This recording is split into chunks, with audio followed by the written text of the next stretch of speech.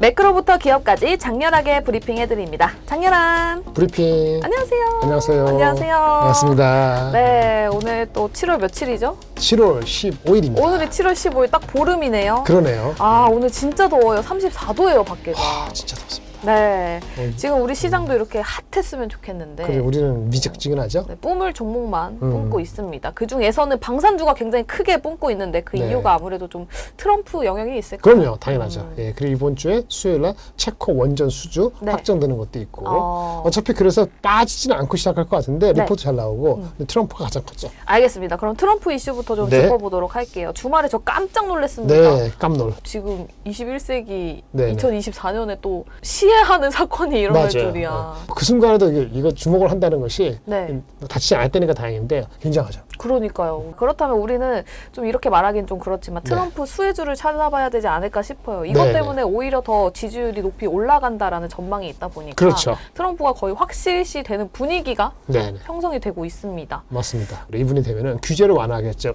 금융 규제 완화. 금융 규제. 저번에 한번 트럼프하고 바이든하고 토론해가지고 트럼프가 압승했다는 얘기 나왔을 때도 네. 금융주가 올라갔잖아요. 미국 금융주가. 네, 왜? 네. 금융 규제를 완화하니까 은행들이 혜택을 볼 거다 타이트하게 안 하고 그렇게 되면은 괜히 우리도 같이 네. 덤불 가는데 아직 오늘은 그건 아니고 확실한 건 그렇게 되는 두 가지가 확실하고 또 좋은 거는 뭐 감세하고 관세하면은 수혜 볼 거는 장기적으로는 사실은 빅테크 업체가 나쁜 게 아닌데 문제는 이 아저씨가 이제 그 재정을 별로 신경 안 쓰고 만약에 국채를 발행한다든지 이런 식으로 해가지고 금리를 내리는 추세인데도 불구하고 좀 지나서 장기적으로 봤을 때는 오히려 인플레가 한 번 더 자극되지 않을까 이런 염려를 하는 분들이 여전히 꽤 있거든요. 네. 그러면 시장 전체적으로 인플레의 재발? 네. 그러면 시장이 빨리 못 가요.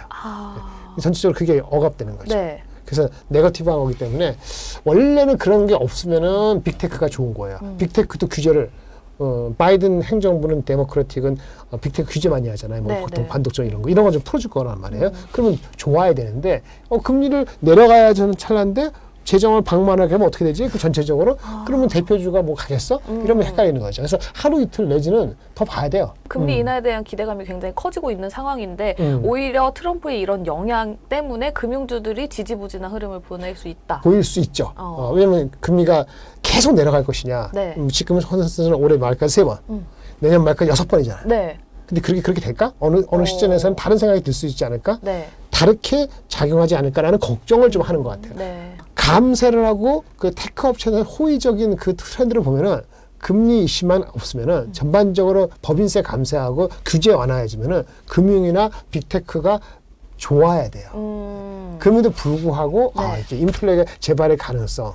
근데 이렇게 말씀드릴게요. 인플레가 재발되는 가능성에서 우려하는 건 저도 맞는데 저도 몰라요. 근데 인플레가 진짜 재발할 정도로 트럼프가 된다 가정하고 네. 완전히 개판할 것이냐, 아니 자기 멋대로 무소불위적으로 그렇게 할 것이냐. 그렇죠. 근데 트럼프 대통령 되는 거 플러스 네. 상원 하원 다 잡아먹으면 네. 그리고 막 레드 웨이브거든요. 네. 네. 블루 웨이브 말고 네네. 그렇게 되면 조금 이상한 시츄에이션이 될 수도 있어요. 그러니까 아직도 모르는 거예요. 대통령이 되는 거 말고 밑에 있는 상원 의원까지 다 뺏기느냐, 네. 독차지하느냐. 네. 그러면 이제 좀 우려가 좀 더 현실성을 가질 수가 있다. 그럼 지금은 미국의, too early to say. 민주당의 흐름도 봐야 되겠네요. 그래서 민주가 어떻게 대처할 수 있냐. 바이든에 대통령은 대해서 어떻게 지더라도. 할지. 그렇죠. 그 다음에 트럼프가 되더라도 변화가 없다고 생각하는 거. 네. 왜 에너지는 부족하니까. 전기는 부족하니까. 네. 그런 쪽은 그냥 괜찮은 거고. 네. 장기적인 뭐예요? 우리 수주받은 거. 조선. 트럼프가 몽하게 있겠어요. 네. 당장에. 그러니까 그렇죠. 조선, 방산, 에너지 정도 주식이 버티니까 전체는 장은 버티는데 나머지 네. 것들 눈치를 보고 네거티브 할 수 있으니까 이 균형을 이렇게 이루는 거죠. 알겠습니다. 방사는 뭐 교포제네요. 트럼프도 트럼프지만 그렇죠. 워낙 이제 수주도 굉장히 많이 들어오고 있고 넘버에 네. 대한 확신까지 있는 상황이기 때문에 그렇습니다. 그래서 오늘 굉장히 날아가고 있다는 점. 네. 방금 또 인플레 관련해서 말씀을 해주셨는데 네. 사실 이 인플레 파월이 굉장히 자신 있게 인플레 뭐 지표로 봤을 때는 잡혀가고 있다라고 자신 있게 얘기를 했잖아요. 맞아요. 그래서 지난주에 CPI 지표가 발표가 됐습니다. 어떻게 보셨습니까? CPI, PPI 둘 다. 네. 한마디로 CPI, PPI가 낮게 나오는 바람에 금리 인하는 올해 내에 2번은 미니멈이고 네. 3번 가능성도 꽤 높다고. 53%? 맞아요. 네. 여기서 제가 퀘스천을 가져요. 퀵 퀘스천. 넘버 원. 네.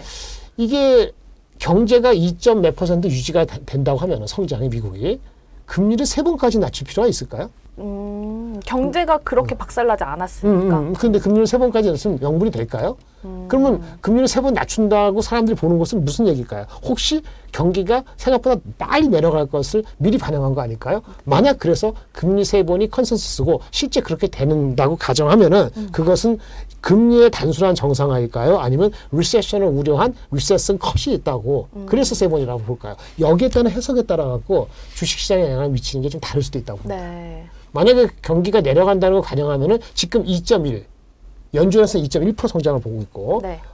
참고로 1분기는 1.5%였습니다. 그 다음에 만약에 IMF는 좀 높게 봐서 2.7%인데 네. 이게 뭐 1.78% 내려가면 금리 세 번 내줄 수 있겠죠. 그렇게 낮춰야지 경기가 방어된다 그렇죠. 보는데 네네. 그렇지 않으면은 3번이 아니니까 3번이 맞다 그러면은 경기가 내려간다고 보는 거다. 그러면 주가는 금리를 2번, 3번 내려가든 집행을 할 때 그때는 오히려 조정을 받을 수도 있지 않을까 이런 우려를 갖고 있습니다. 네. 반면에 인플레가 계속 낮아져서 그 자체로 3번까지도 무난하다. 그러면 괜찮죠. 그럼 골디락스의 연장이죠. 네. 물론 이것도 내년도에는 어떻게 될지 모르지만 그래서 정상한지 리세션 컷이냐에 따라 갖고 주가의 반응이 다를 수 있다. 이렇게 봅니다. 네, 알겠습니다. 또 실업률, 고용 상황은 좀 어떤가요? 실업률 고용 상황은 not bad입니다. 그래서 지금 말한 것처럼 리세션 컷이냐 헷갈리는 것이 네. 실업률이 급격히 증가되거나 경기가 급격히 강화될 가능성의 조짐이 아직 안 보이거든요. 네. 그럼 3번이 아니고 2번이다 그러면은 그렇죠. 그럼 3번까지 보는 건 이상하다는 거잖아요. 그렇죠. 그러니까 이거는 사람들이 약간 과도한 심리로 주가가 더 올라가면 금리나 3번을 리세션 없이 올라가면 그냥 약간 오버 아니냐. 이렇게 생각이 되고 있어서 지금 4.1이거든요.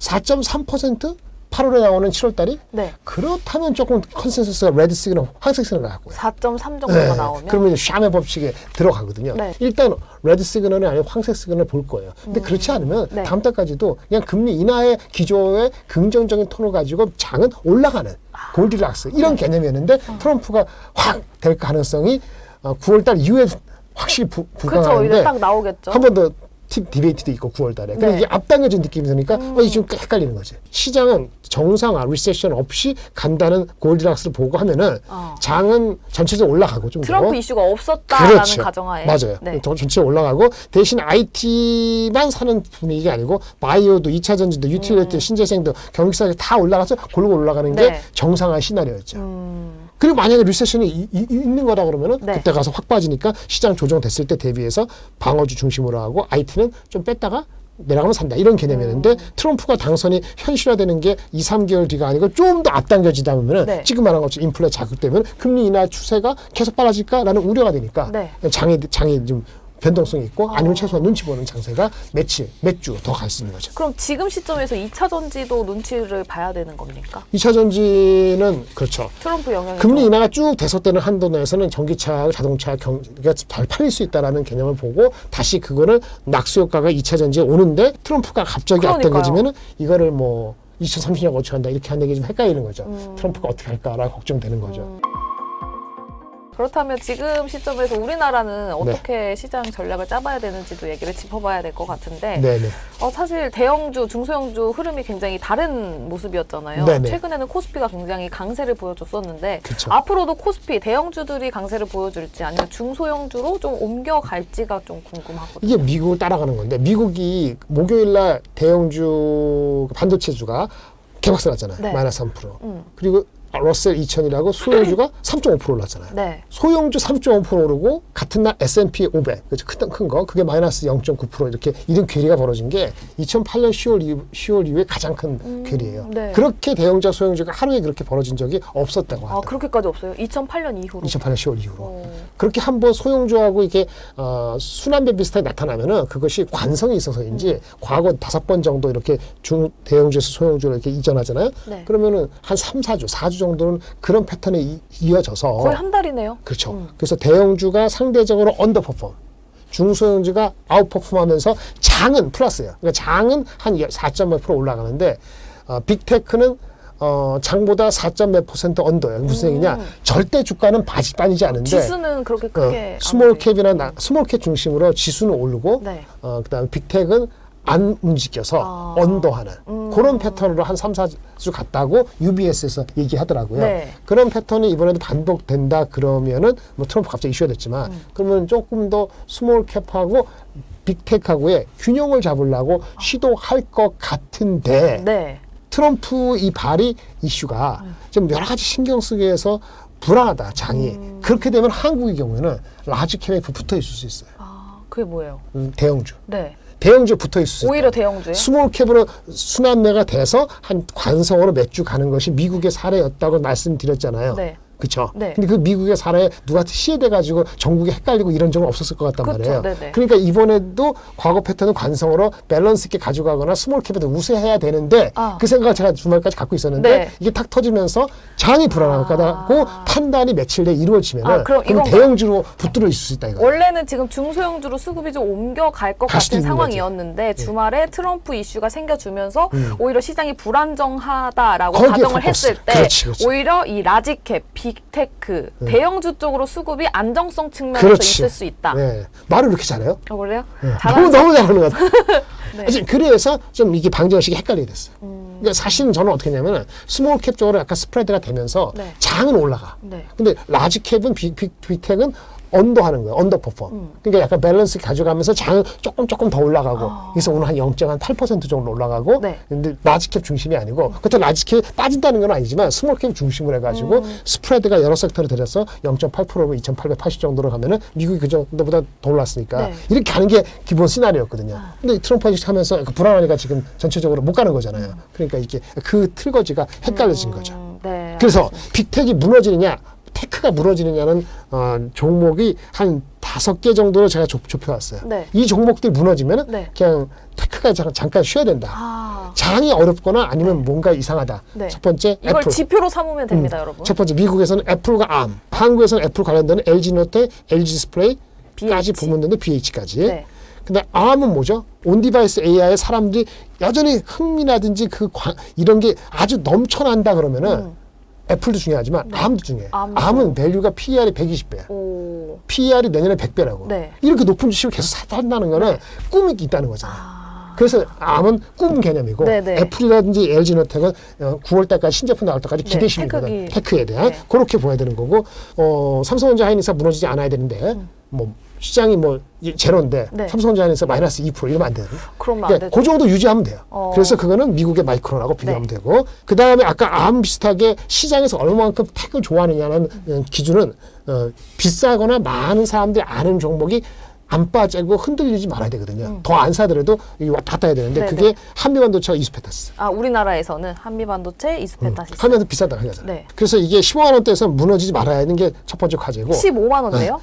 그렇죠. 이수페타시스도 바로 올라가지 바로 빠지지 말아야 돼. 그리고 만약에 한국에 유동성이 있다, 네. 있다고 하면은 대덕전자 같이 턴어라운드하는 주식에도 관심을 가질 수 있거든요. 이런 종목들이 시장보다 언더하지 않고 아웃퍼폼 절대나 상대나 하면은 그러면 장은 올라갈 응축을 아직도 하고 있다 이렇게 판단할 수 있을 것 같아요. 알겠습니다. 미국장에서는 애플과 암 주가 흐름을 확인해 보시면 좋을 것 같고 한국에서는 애플 관련주들 그리고 한미반도체가 15만 원을 지지해 주는지 여기 여부를 체크해 보시고 또 이수페타시스 너무 떨어지지 않는 선에서 장이 버텨주는지 여부를 판단해 보시면 좋다. 또 대덕전자 턴어라운드 되는 종목들까지 살펴보시면 좋을 것 같습니다. 그렇다면 지금 시점에서 관심 종목 그리고 포트 구성을 어떻게 해야 될지 들어볼 텐데 먼저 코스피 전망하기도 좀 어려울까요? 네. 코스피 전망은 금투세, 네. 그다음에 기업 밸류압이 더 나빠지지 않고 좀 기다려보세요. 그래 나도 기다릴게요. 근데 지수에 긍정적으로 반영하지는 않을 거고요. 이것 때문에 무너지진 않으니까 일단 그거를 약간 중립적으로 놔놓고 했을 때가 몇 주 전에 한 코스피 전망을 며칠 전에 그대로 유지하겠습니다. 상단 2,916. 네. 하단 2,640 이렇게 유지하고요. 중요한 건 뭐냐면 포트의 구성에 제가 말씀드리는 제 안에서는 테크가 미국, 한국 합해서 네. 28%. 28%. 근데 이게 가장 크긴 한데 뒤에 말하는 조선방산, 네. 기업 밸류, 네. 화장품 비용, 네. 기타는 바이오 플러스 2차전 할까 말까 지는데 그런 것들 합하면 얼마냐면 30%예요. 네. 그러니까 어떻게 되죠? 테크하고 넌 테크가 균형 가까워요. 비슷하네요. 그렇죠. 네, 그렇게 가져가고 인도 9%, 네. 이렇게 해서 현금 33%. 살펴보니까 기업 밸류업이랑 화장품이 지난주보다 좀 퍼센테이지가 높아졌네요. 화장품도 높아졌고 네. 기타가 새롭게 들어가 좀 늘어나고 바이오. 조선방사는 그 스트롱하고 테크를 약간 줄였을 거예요 아마. 네. 그렇게 보시면 되겠습니다. 알겠습니다. 그렇다면 지금 시점에서 관심 종목은 어떤 종목이 있을까요? 관심 종목은 제가 아직 산다는 게 아니고 아까 버틴다 그랬잖아요. 네. IT에서는 반도체에서는 한미반도체. 네. 어떻게 되는가 봐야 되고 15만 원, 16만 원에서 20만 원 같이 가는가 거기까지 가면은 18만 원 뚫으면은 이건 네. 달라지는 거고 18만 원 네, 뚫는 뚫으면 얘기가 달라질 것 같아요. 네. 실전 나올 때 보셔야 될 것 같고요. 그 다음에 관시정원에서는 IT 말고 화장품이 조정받았잖아요. 6월달 수출 데이터가 안 좋았을 때 조정받은 거거든요. 네. 6월달 수출 데이터가 안 좋았던 거는 미국도 별 좋지 않았어요. 하지만 중국이 한 마이너스 30%였어요. 네. 중국의 네, YOY가. 네, 네. 근데 중국 영향을 안 받는 회사 대체가 없거든요. 물론 미국 중심으로 해서는 덜 받았죠. 근데 중국 영향을 받고 아직도 있는 중에서 ODM에서 코스맥스가 있어요. 네. 코스맥 대장주거든요. 코스맥스. 네. 근데 중국 말고 한국이 좋아요. 그다음에 밸류가 마진이 높아지고 있어요. 네. 그래서 2분기 실적도 나쁘지 않을 것 같아요. 중국이 부진함에도 불구하고. 오, 네네. 그래서 얘네 밸류에이션이 15배 정도래요. P야. 싼 거예요. 네, 아직까지도 좀 싸. 올랐지만 보는 사람에 따라서는 비싸지 않거든요. 싸지 않아요. 네. 근데 사실은 펀드멘트 주장하는 애널리스트는 싸다고 얘기하거든요. 그렇게 했을 때 이 주식가가 버티면은 화장품도 다는 아니더라도 탄탄한 놈은 다시 갈 수도 있다. 네. 근데 이게 무너진다. 주가가 뭐 혼자서 마이너스 5% 한다. 이러면 그러면 화장품 이상한 거예요. 대장주가 코스맥스하고 코스메카 코리아. 네. 그런 것들이 전체로 다 무너지면 화장품 지우시는 게 맞죠. 근데 그렇게 판단하기에는 아직 7월 데이터를 봐야 돼요. 네. 6월 데이터가 미국이 약간 일시적일 수 있기 때문에 7월 데이터까지 판단하고 이래저래 저번에 말씀드린 것처럼 8월 들어가서는 7월 데이터 나오는 그 시점에는 좀 촉각을 건드셔야 되고 이번 달까지는 너무 비관적으로 보실 필요는 없다. 이미 주가 조정 받았으니까 이렇게 말씀드리겠습니다. 알겠습니다. 또 8월 달이 되면 7월 데이터 말씀을 해주실 네, 거니까 그렇죠. 그때까지 화장품도 계속 이렇게 째려보시면 좋을 것 같습니다. 다시 한번 말씀드리지만 지금 바로 사라고 하는 건 절대 아니라는 점 꼭 생각을 해주셨으면 좋겠습니다. 오늘도 이렇게 매크로부터 기업까지 장렬하게 브리핑해 봤는데요. 다음 주에 더욱더 장렬하게 돌아오도록 하겠습니다. 장렬한 브리핑. 다음 주에 만나요. 네, 다음 주에 뵙겠습니다.